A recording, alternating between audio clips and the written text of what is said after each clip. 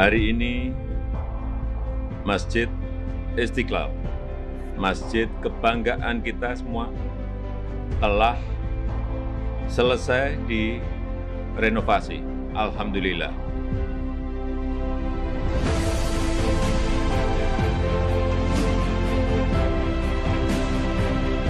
Sejak diresmikan pada tanggal 22 Februari 1978 atau 42 tahun lalu, Masjid Istiqlal kini tampil dengan wajah baru setelah menjalani renovasi besar-besaran selama 14 bulan.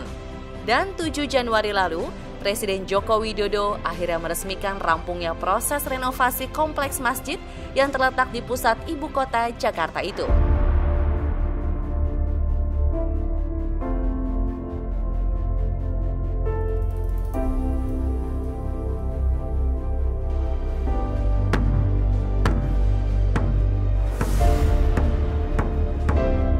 Di balik makna yang ada, renovasi mengusung konsep 3 relasi utama umat manusia, yakni hubungan manusia dengan Tuhan, hablum minallah, hubungan manusia dengan sesama manusia, hablum minanas, serta hubungan manusia dengan alam, hablum min alamin.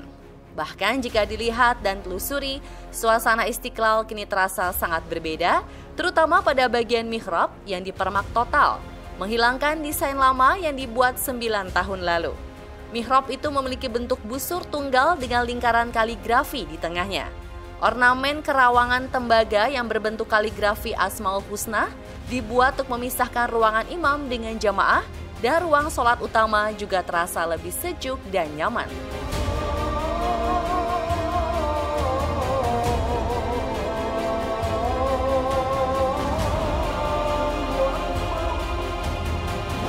Kalau dari diri Niki sendiri, Niki bangga banget ya karena Masjid Istiqlal ini adalah salah satu ikon dari Jakarta, Indonesia.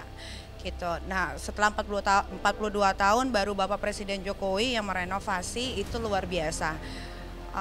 Mungkin dari kepemimpinan yang presiden-presiden zaman dulunya sempat kepikiran, mungkin belum terrealisasikan. Cuman kalau Pak Jokowi kan langsung direalisasikan ya.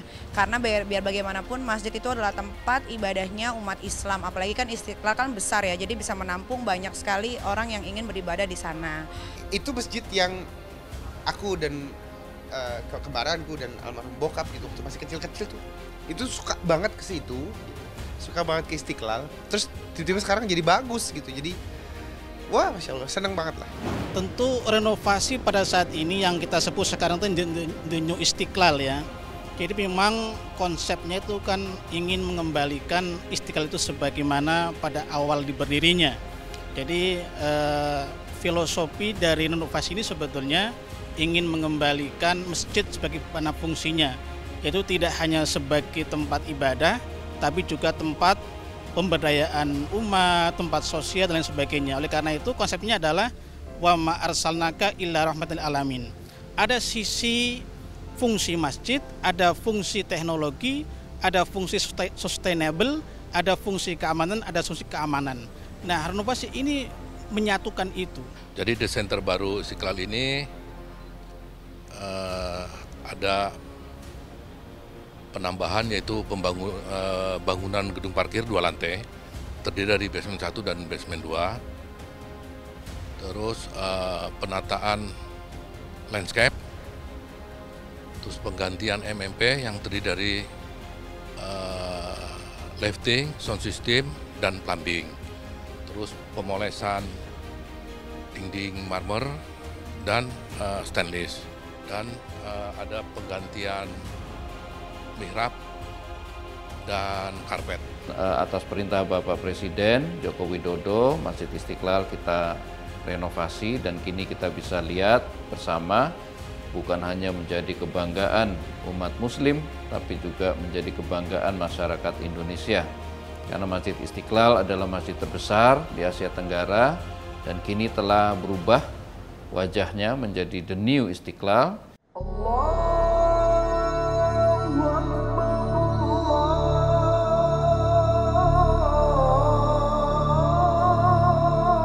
Rasa takjub terus berlanjut.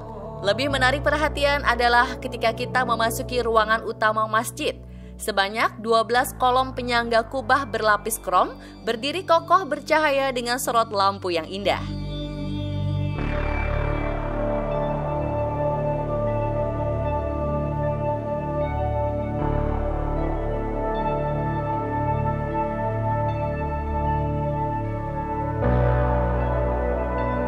Di bagian atap masjid tampak lebih terang setelah dipasangi 551 lampu LED yang berpendar ke seluruh penjuru ruangan.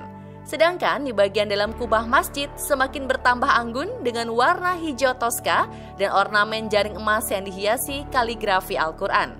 Bahkan jika malam tiba, hampir seluruh tubuh bangunan masjid seluas 80.000 meter persegi ini bermandikan cahaya lampu nan syahdu.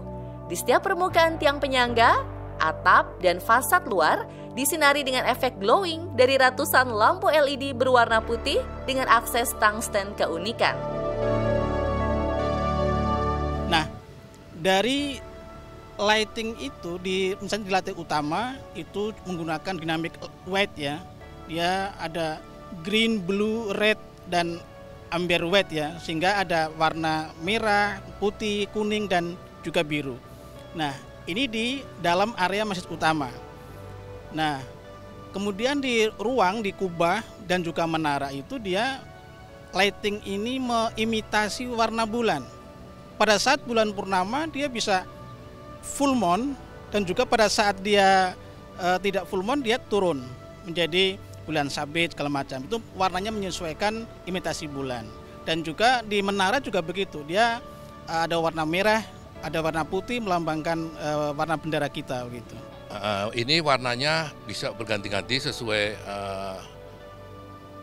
desainnya, arahannya Imam Besar yang kemarin sudah disampaikan waktu peresmian bahwa ini bisa berubah warna. Jadi kalau kita ibadah di Istiqlal itu seolah di atap yang terbuka. Tak hanya ruang dalam yang mendapat sentuhan, area luar pun turut diperbaiki. Jika sebelumnya biasa diramaikan oleh pedagang kaki lima, kini di area itu terlihat lebih tertib dengan 40 kios para PKL yang tertata rapi. Area parkir kendaraan juga diperluas dengan penambahan gedung parkir lapis 2 atau basement.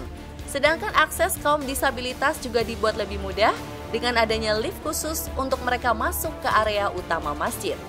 Alhasil, renovasi wajah baru Istiqlal sukses membuat masjid fenomenal ini terlihat megah dan nyaman. Di balik anggaran 511 miliar rupiah yang dikeluarkan. Renovasi besar-besaran Masjid Istiqlal ini menelan anggaran sebesar 511 miliar.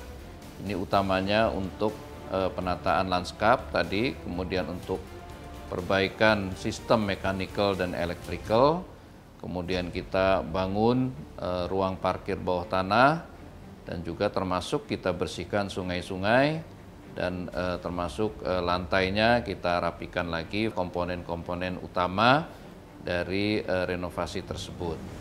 Sebetulnya ini kan cagar budaya, jadi cagar budaya itu pasti mengandung nilai sejarah, apalagi ini terkait dengan masjid kan. Nah, oleh karena itu orang pasti ingin ke Istiqlal dengan melihat sejarahnya, melihat kemegahannya dan juga melihat kegiatannya. Ini nantinya menjadi peradaban Islam baru. Karena sekarang itu orang melihat peradaban kan di Timur Tengah. Tapi justru nanti Istiqlal menjadi salah satu destinasi wisata religi itu. Ya mudah-mudahan kita berharap bukan hanya mewah tapi jamaahnya banyak. Karena banyak masjid mewah bangunannya segala macam tapi tidak memperhatikan jamaahnya. Nah yang kedua, banyak juga masjid memperhatikan mewahnya lantai, memperhatikan kaligrafi, memperhatikan bentuk arsitektur, tapi lupa memperhatikan sanitasi. Toiletnya, tempat wudhunya, padahal nggak sah sholat kalau nggak bersih dulu gitu. Jadi yang perlu diperhatikan dalam renovasi masjid itu termasuk diantaranya tempat wudhu. Kemudian nggak campur laki-laki dan perempuan. kemudian WC-nya, toiletnya. Untuk laki-laki usahakan ada toilet jongkoknya karena sunnah Nabi untuk toilet kencing jongkok gitu ya. Kini renovasi Masjid Istiqlal telah rampung. Namun ternyata masih ada yang dibangun, yakni terowongan silaturahmi bawah tanah yang menghubungkan antara Masjid Istiqlal dan Gereja Katedral. Terowongan ini dibuat sebagai simbol kerukunan antar umat Islam dan Nasrani. Mengingat dengan adanya terowongan silaturahmi ini akan memudahkan jamaah Gereja Katedral yang memarkir kendaraan di Masjid Istiqlal untuk ibadah. Tak perlu lagi menyeberang jalan seperti biasanya. Nah, dengan adanya jembatan penghubung ini itu lebih mempersingkat waktu mereka untuk berada di satu tempat terus ke tempat yang lain gitu, satu itu. Terus juga ini secara tidak langsung menunjukkan bahwa ya tidak ada batasan antara satu agama dengan agama yang lain gitu loh. Nah, selain fungsinya sebagai buat penghubung ya untuk orang lewat segala macam, itu juga mungkin simbol kerukunan umat beragama. Itu cakep tuh. Jadi udah lama kan kita dicabik-cabik sama masalah intoleransi dan segala macam. Ini mungkin simbol kalau sekarang ini Indonesia udah maju selangkah untuk urusan toleransi. Pakai simbol itu, Istiqlal sama katedral dihubungin sama itu, dan itu ya bagus lah. Cakep. Dan pada saat ini kita sedang melakukan pembangunan terowongan silaturahim dari Masjid Istiqlal ke Gereja Katedral sebagai simbol persatuan umat di seluruh Indonesia. Jadi ini sedang kita kerjakan dengan anggaran 37 miliar kira-kira, dan kita akan selesaikan insya Allah dalam 6 bulan ke depan. Kini 42 tahun sudah umur Masjid Istiqlal, tak lekang termakan usia. Masjid yang memiliki arti merdeka itu masih terlihat gagah berdiri di atas lahan seluas 9,5 hektar.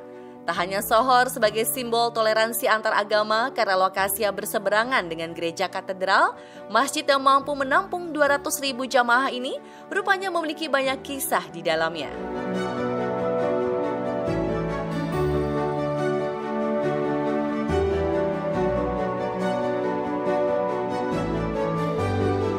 Salah satunya adalah penentuan lokasi masjid yang sempat menimbulkan perdebatan antara Bung Karno dan Hatta yang kala itu masih menjabat sebagai Wakil Presiden Republik Indonesia. Kala itu Bung Karno menginginkan lokasi masjid dibangun di atas lahan Taman Wilhelmina, taman yang dibangun pada abad ke-19 dan merupakan taman modern terbesar di Asia, di mana di tengah taman terdapat bekas benteng Belanda Frederik Hendrik. Alasan mengapa Bung Karno sengaja memilih lokasi ini adalah untuk menghancurkan salah satu simbol kebanggaan kolonialisme Belanda di Indonesia.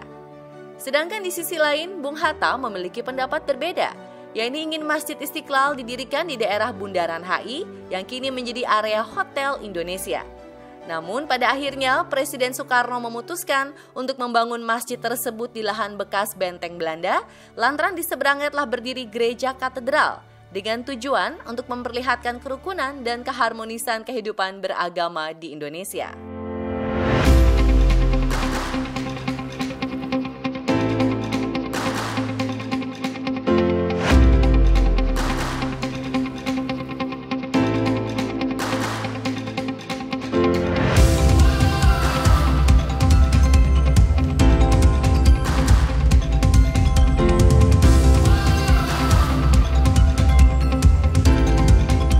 Negara kita itu negara yang mayoritas kebanyakan Muslim. Tapi juga jangan salah bahwa negara Islam itu juga berbineka tunggal ika. Kita punya berbagai macam agama di sini, bukan hanya Islam. Mungkin yang lain-lain, tempat beribadah yang lain juga bisa lebih diperhatikan lagi. Tapi memang kalau Istiqlal dibikin jadi indah, bagus, ya itu pantas. Kalau itu menarik tuh, gitu, maksudnya menandakan toleransi lah. Catatan ada yang menarik dari pembangunan Masjid Istiqlal. Hal itu adalah sayembara desain untuk masjid yang sempat digelar oleh Presiden Soekarno justru dimenangkan oleh arsitek beragama Nasrani Frederik Silaban. Alhasil, usai melakukan serangkaian penilaian dari hasil rancangan Frederik, kala itu ia mendapat hadiah berupa medali emas seberat 75 gram dan uang tunai sebesar Rp25.000. Dia mempunyai gagasan untuk membuat judul maketnya dengan nama ketuhanan. Jadi satu konsep yang hemat saya adalah konsep yang sangat mengindonesia. Indonesia yang penuh dengan kemajumukan, penuh dengan beragam keberagamaan. Jadi sangat menarik ya ketika misalnya seorang Silaban ini memakai istilah ketuhanan.